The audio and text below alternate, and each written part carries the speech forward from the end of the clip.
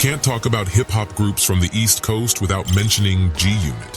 What's up, it's the kid 50 Cent. It's the talk of New York, Tony Yayo. It's your man Lloyd Banks. Young Buck. That nigga eyes a mother. In the early 2000s, G-Unit was one of the biggest groups in the rap game. With the baggy pants and durags under the snapbacks or hats, G-Unit was indeed a cultural staple. And with a debut album that is now 4 times platinum, they also defined an era. But if you fast forward to 2023, everyone in G-Unit, especially their big homie, wants to forget they ever existed.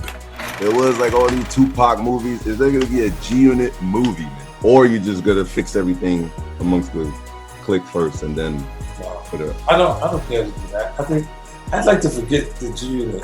So where did it go wrong for G-Unit? And why does 50 Cent want to forget they ever existed? Humble beginnings and beef with Game. The story of G-Unit began on the streets of South Jamaica, Queens. In the late 90s and early 2000s, while the crack epidemic ravaged South Jamaica, 3 men began rapping together as teenagers: Marvin Bernard, Christopher Charles Lloyd, and Curtis Jackson. Or you might know them as Tony Yayo, Lloyd Banks, and of course, 50 Cent. After 50 was shot 9 times and dropped by Columbia Records, he was also blackballed in the industry. But that didn't stop 50. Instead, he got back in the booth and dropped the classic Guess Who's Back. This was the mixtape that got 50 signed to Shady Records. 50's contract also stated that he's allowed to start his own label, and that's exactly what he did. He signed the 2 men who he had been rapping with on the streets of South Jamaica, and that's how G-Unit was formed.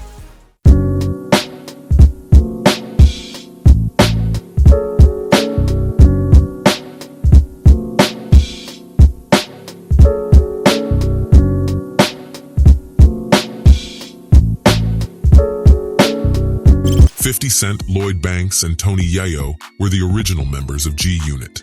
And in case you're wondering, G-Unit means Guerrilla Unit.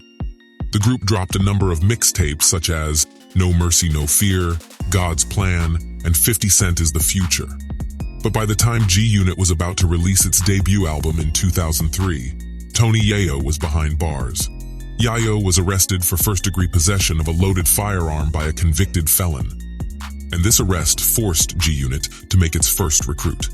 Young Buck joined the group as a temporary replacement for Tony Yayo, and he only became an official member after some time.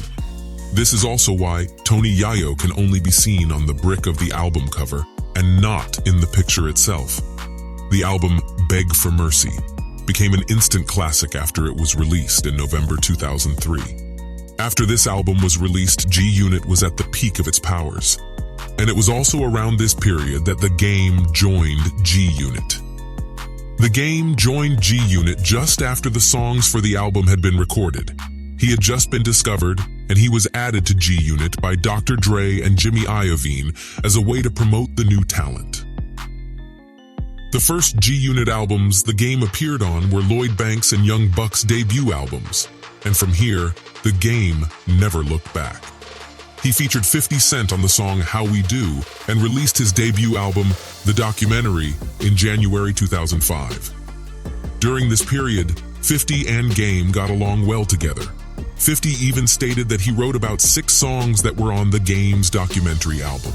This included songs like How We Do, Hate It or Love It, and West Side Story. Yeah, but there were original. Well, I guess a lot of the original songs ended up on the album. So, okay, I see what it is. They just don't want to clear the samples. Yeah, and stuff yeah. like And, that. you know, 50 doesn't really care about that. That got TV shows and movies, and I don't really think he really... Because 50 is like 50... When you look at the music, I think... But The Game never acknowledged or gave 50 any credit for his work on the album. Instead, he says that all 50 wrote is what you heard 50 say on the record. During this period, 50 and The Game were no longer on good terms. And for the video of the song Hate It or Love It, 50 Cent allegedly refused to sit next to The Game in the front seat and sat in the back seat instead. A few months later, 50 Cent kicked The Game out of G-Unit while on air. While doing a radio interview on Hot 97, 50 simply stated that he's gone and then told The Game to stop saying G-Unit. The duo then went on to release diss tracks against one another. The Game dissed 50 on the song 300 Bars and Runnin', while 50 responded with his own diss track, I'm Not Rich and Still Lyin'. However, The Game wouldn't be the only G-Unit member that 50 would have issues with. The next rapper to feel 50's wrath was Young Buck. Why Young Buck was dropped from G-Unit. 3 years after The Game had been kicked out of G-Unit, Young Buck and 50 Cent started having problems. And as a result, Young Buck started appearing less and less on not only G-Unit mixtapes, but also on several G-Unit songs. And when G-Unit showcased their songs to MTV, Young Buck wasn't part of this showcase either. So Buck decided to talk to the press about his situation, thinking this might result in a positive change for his situation. But, unfortunately, it didn't.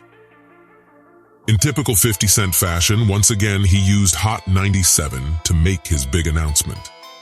On the 7th of April 2008, 50 announced on the radio that Young Buck was no longer part of G-Unit. He stated that Young Buck aired private matters publicly, he missed recording sessions, and he also had a drug abuse problem. Young Buck released a diss track about 50 Cent and other members of G-Unit, and 50 replied to the diss track by recording a phone call.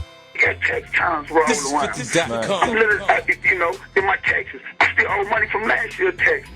So, I understand you want your money and pushing for pulling and meeting your money that which I owe you, but it's so many other debts that I'm in for us, the taxes from last year, and then this year's about to roll around. What you just heard isn't just a phone call between Young Buck and 50. Young Buck was crying on the call while trying to reconcile with 50. The next G-Unit member 50 Cent had issues with was one of the founding members of the group. How G-Unit collapsed. 50 Cent and Lloyd Banks' beef began when Banks rejected the chance to have Eminem on his third album. 50 tweeted that decisions like these are the reasons why he and Banks weren't as close as they used to be. I should shot this guy, he fucking with my money. I knew I shouldn't have fuck with these shitheads. Gonna say you don't want the biggest. After this incident, 50 Cent and Lloyd Banks' friendship never truly recovered. And Banks wasn't the only old friend that 50 Cent was no longer cool with. In February 2014, Tony Yayo stated that G-Unit had officially broken up. Some reports state that one of the reasons why this happened was because Yayo and Banks weren't as ambitious as 50. Yayo retired in 2014, stating that he had already achieved all he wanted to achieve in hip-hop. While Banks' second and third albums weren't half as successful as his debut album. 50 stated that he did so much for both of them, but they didn't have the work ethic to sustain the success they already achieved. 50 described Yayo and Lloyd Banks as milk. I think like some people are they're like milk. They have an expiration date. You know what I'm saying? And no matter what you do, they'll spoil after a while. Nah, Yayo, that was your guy. Tony Yayo replied to 50 Cent's comment on Twitter by stating, as much bullets I took for G-Unit, my mom's crib shot up, almost killed my sis and my niece, now I'm compared to milk. After these incidents, G-Unit reunited to release the EP Beauty of Independence, and in 2015, they released the album The Beast is G-Unit. But despite these new releases, the bond they once shared was already broken beyond repair. All these beefs are the reasons why 50 Cent wants to forget G-Unit. There was NWA, there was like all these Tupac movies. Is there gonna be a G-Unit movie, man? Or you just gonna fix everything amongst the clique first and then... I don't care to do that. I think I'd like to forget the G-Unit. You might argue that 50 has to take responsibility or some of the blame for what has happened with G-Unit.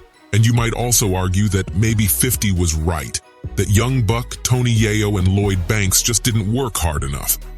Whatever side you are on, one thing we can all agree on is that G-Unit will not be having a reunion anytime soon. And what about G-Unit? Would y'all do a project in a documentary? When is that happening? I probably won't do a project with them. I'm done with carrying them around. My back hurts. And we just keep going to the next time he does something wrong.